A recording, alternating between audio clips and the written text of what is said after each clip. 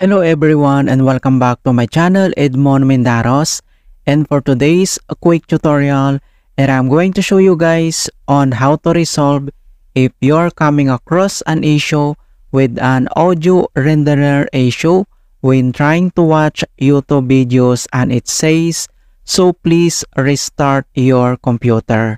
Kung paano ba natin ito i-fix, and without further ado, and let's go ahead. So all you have to do is to right click on a start menu. So right click ka lang and select mo lang dito yung device manager. And dito sa device manager, ang next step ay kailangan mo lang i-select dito yung sound, video, and game controllers. Okay? So click mo lang yung arrow na yan para mag-expand. And next step ay kailangan lang natin i-update tong kanyang audio driver. Okay?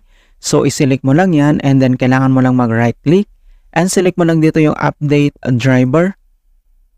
And pop up tong dalawang options na search automatically for drivers or browse my computer for drivers. And select ka lang dito sa dalawa and then itap lang natin tong search automatically. So click mo lang yan. At makikita mo na dito na the best drivers for your device are already installed. Okay, so in other solution na pwede natin gawin. So dito lang ulit sa search menu. And dito sa search for app, so type mo lang dito yung control panel. And then i-click mo lang dito yung open. So dito lang sa upper right side ay kailangan mo lang i-click yung arrow na yan.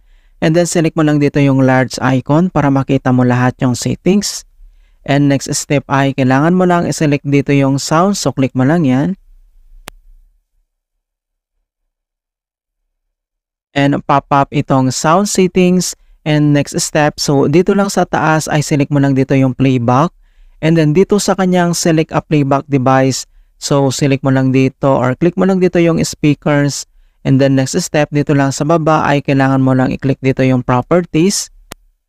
And dito sa kanyang speaker properties, so ang next step ay kailangan mo lang i-select dito sa taas yung advanced. So click mo lang yan. And then dito sa advanced ay kailangan mo lang i-enable or uncheck mo lang dito yung enable audio enhancements. So kapag na-check yan, so kailangan mo lang itong i-uncheck itong signal enhancements and then i-click mo lang dito yung okay.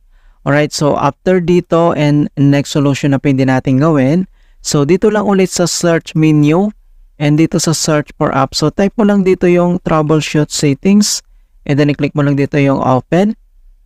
And dito sa troubleshoots, under dito sa options ay kailangan mo lang i-select dito yung other troubleshooters. So click mo lang yan. And dito sa other troubleshooters and then next step. So under dito sa other ay kailangan mo lang i-select dito yung video playback. And dito lang sa right side, i-click mo lang dito yung run. And madadirect tayo dito sa help and support. Okay? So ang gagawin natin dito sa help and support sections, so kailangan mo lang i-follow yung step-by-step method and procedure para ma-fix yung error or yung problem. Alright, so after dito, and then close lang natin yan. Close and dito lang sa start menu at kailangan mo lang mag-restart at click mo lang yan. Alright, so ganoon lang po kasimple on how to fix audio renderer error on YouTube. And please don't forget to like this video, subscribe to my channel for more quality content. Thank you guys and see you in my next tutorial.